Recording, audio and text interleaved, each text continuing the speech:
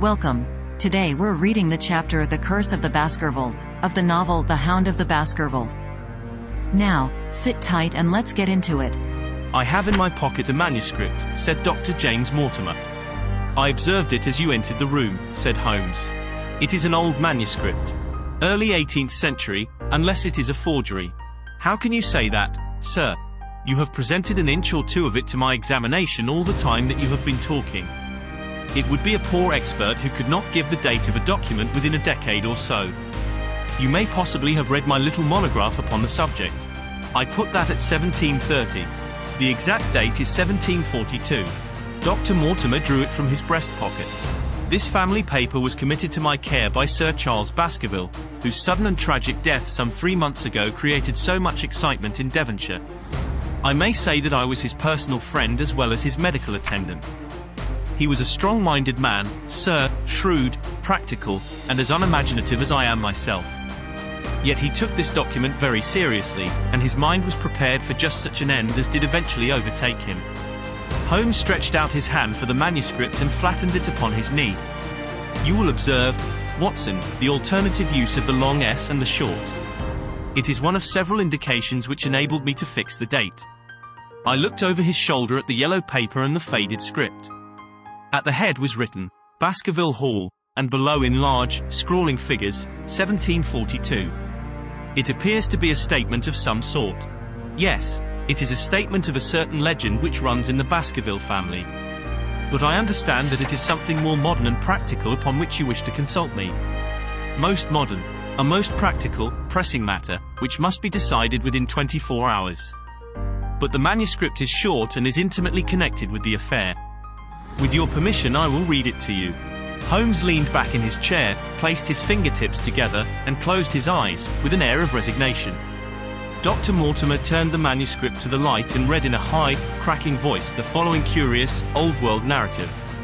Of the origin of the Hound of the Baskervilles there have been many statements.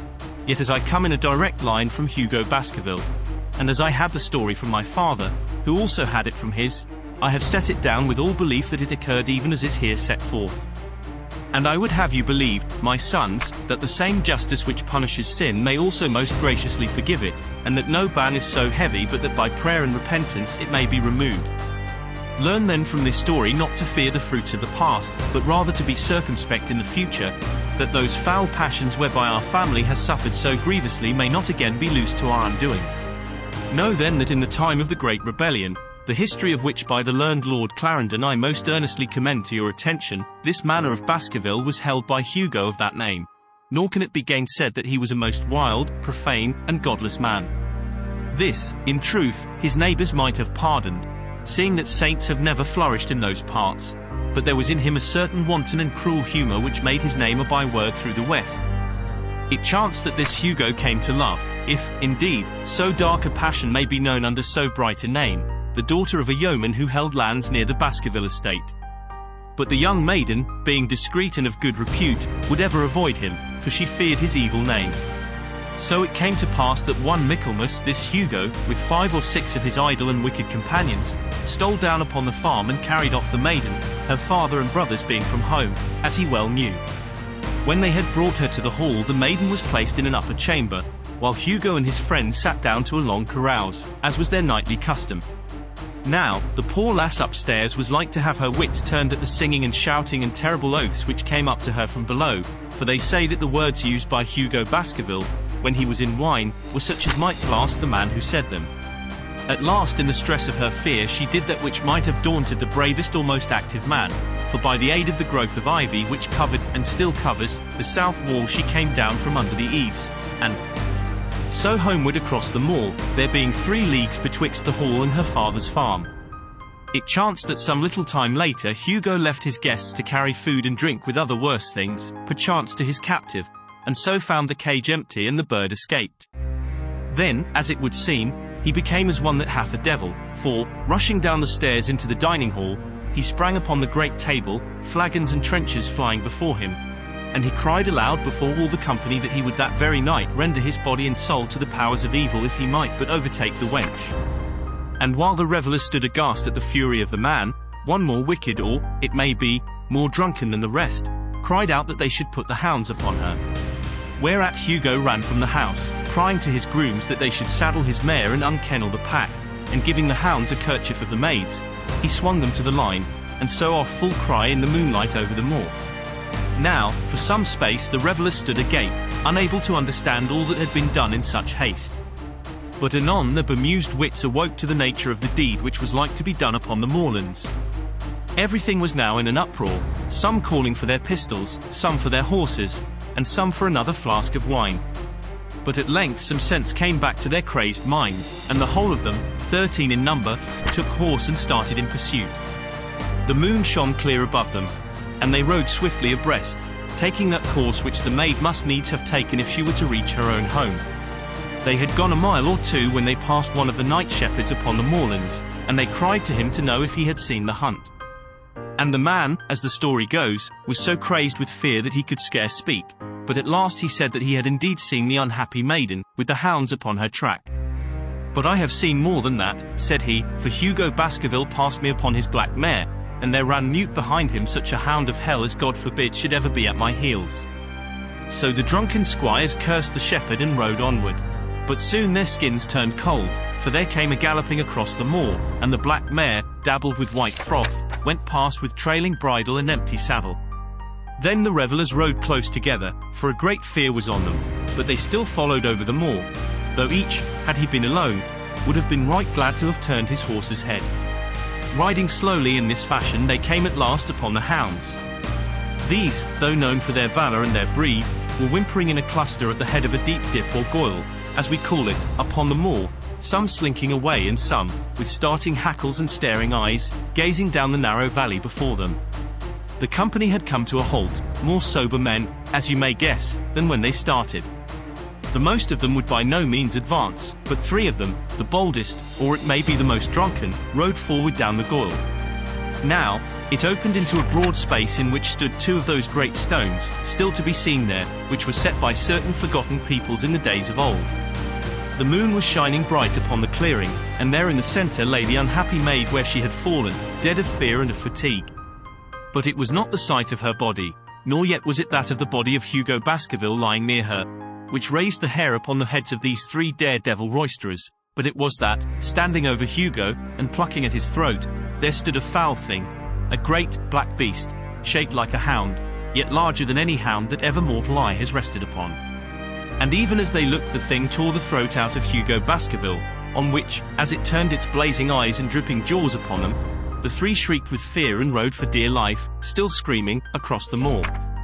One, it is said, died that very night of what he had seen, and the other twain were but broken men for the rest of their days. Such is the tale, my sons, of the coming of the hound which is said to have plagued the family so sorely ever since. If I have set it down it is because that which is clearly known hath less terror than that which is but hinted. ATAND guessed. Nor can it be denied that many of the family have been unhappy in the deaths, which have been sudden, bloody, and mysterious. Yet may we shelter ourselves in the infinite goodness of Providence, which would not forever punish the innocent beyond that 3rd or 4th generation which is threatened in Holy Writ. To that Providence, my sons, I hereby commend you, and I counsel you by way of caution to forbear from crossing the moor in those dark hours when the powers of evil are exalted. When Dr. Mortimer had finished reading this singular narrative, he pushed his spectacles up on his forehead and stared across at Mr. Sherlock Holmes. The latter yawned and tossed the end of his cigarette into the fire. "Well," said he, "do you not find it interesting? To a collector of fairy tales." Dr. Mortimer drew a folded newspaper out of his pocket.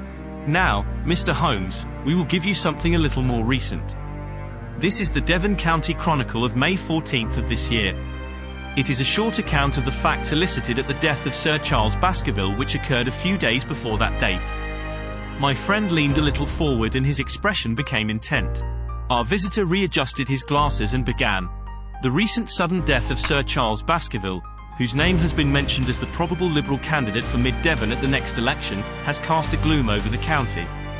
Though Sir Charles had resided at Baskerville Hall for a comparatively short period, his amiability of character and extreme generosity had won the affection and respect of all who had been brought into contact with him. In these days of nouveau riches, it is refreshing to find a case where the scion of an old county family which has fallen upon evil days is able to make his own fortune and to bring it back with him to restore the fallen grandeur of his line. Sir Charles, as is well known, made large sums of money in South African speculation. More wise than those who go on until the wheel turns against them, he realized his gains and returned to England with them. It is only 2 years since he took up his residence at Baskerville Hall, and it is common talk how large were those schemes of reconstruction and improvement which have been interrupted by his death. Being himself childless, it was his openly expressed desire that the whole countryside should, within his own lifetime, profit by his good fortune, and many will have personal reasons for bewailing his untimely end. His generous donations to local and county charities have been frequently chronicled in these columns. The circumstances connected with the death of Sir Charles cannot be said to have been entirely cleared up by the inquest, but at least enough has been done to dispose of those rumours to which local superstition has given rise. There is no reason whatever to suspect foul play, or to imagine that death could be from any but natural causes. Sir Charles was a widower, and a man who may be said to have been in some ways of an eccentric habit of mind.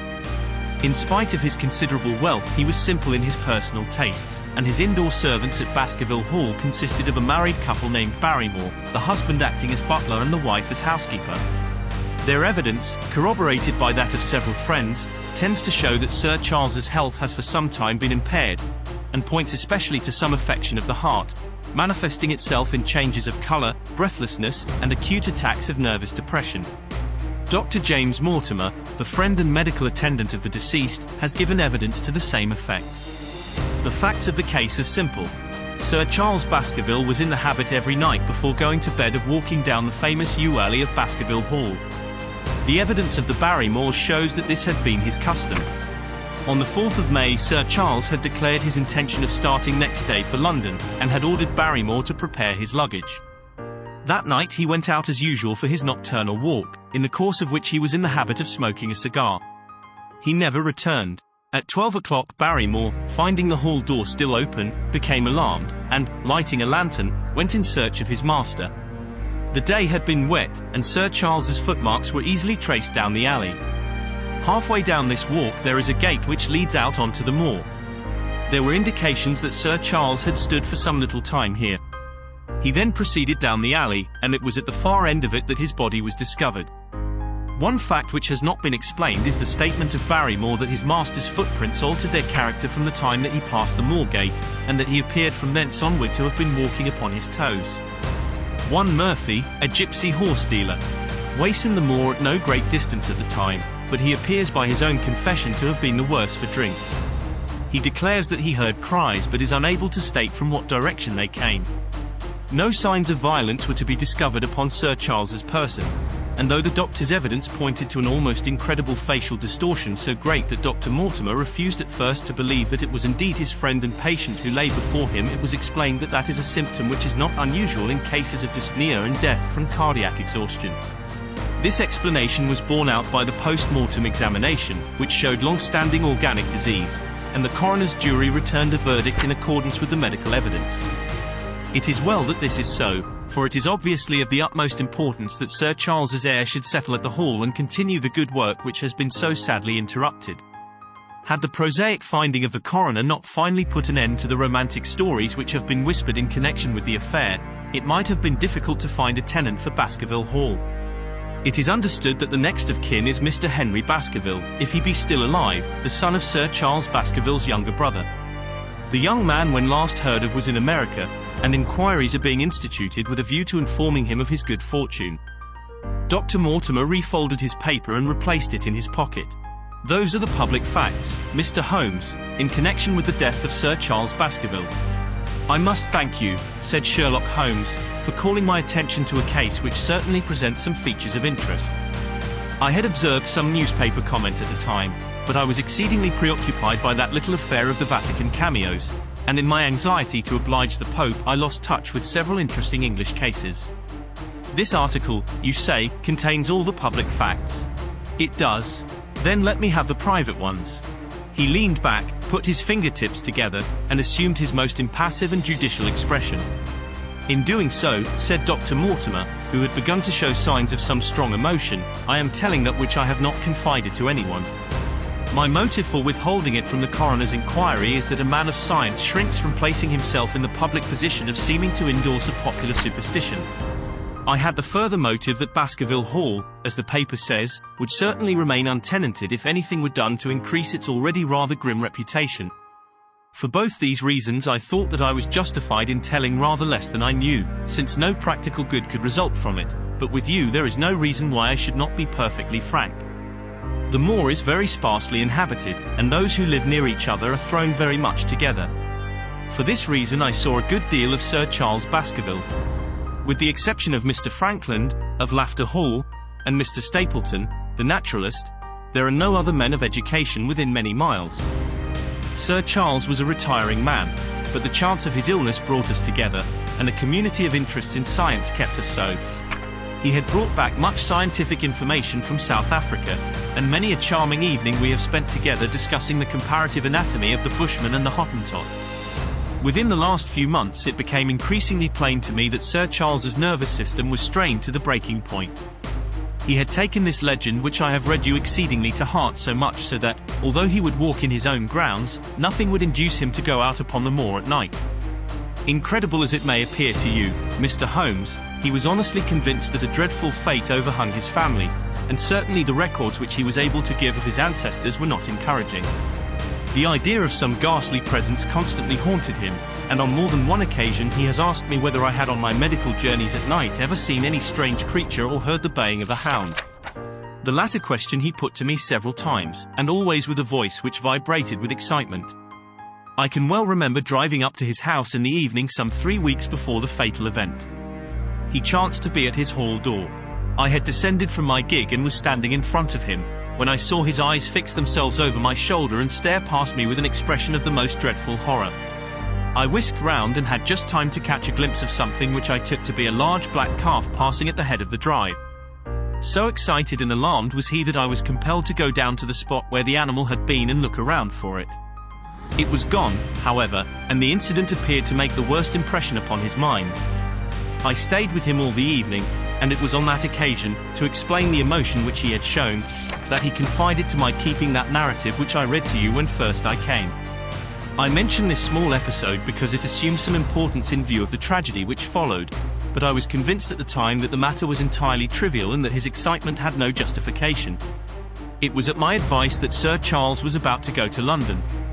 His heart was, I knew, affected, and the constant anxiety in which he lived, however chimerical the cause of it might be, was evidently having a serious effect upon his health. I thought that a few months among the distractions of town would send him back a new man. Mr. Stapleton, a mutual friend who was much concerned at his state of health, was of the same opinion. At the last instant came this terrible catastrophe. On the night of Sir Charles's death, Barrymore the butler, who made the discovery, sent Perkins the groom on horseback to me, and as I was sitting up late I was able to reach Baskerville Hall within an hour of the event. I checked and corroborated all the facts which were mentioned at the inquest. I followed the footsteps down the yew alley. I saw the spot at the moor gate where he seemed to have waited. I remarked the change in the shape of the prints after that point. I noted that there were no other footsteps save those of Barrymore on the soft gravel, and finally I carefully examined the body, which had not been touched until my arrival. Sir Charles lay on his face, his arms out, his fingers dug into the ground, and his features convulsed with some strong emotion to such an extent that I could hardly have sworn to his identity. There was certainly no physical injury of any kind. But one false statement was made by Barrymore at the inquest. He said that there were no traces upon the ground round the body. He did not observe any, but I did some little distance off, but fresh and clear. Footprints? Footprints. A man's or a woman's? Dr. Mortimer looked strangely at us for an instant, and his voice sank almost to a whisper as he answered. Mr. Holmes, they were the footprints of a gigantic hound. Did you enjoy today's chapter of The Hound of the Baskervilles? Why not subscribe and ring the bell?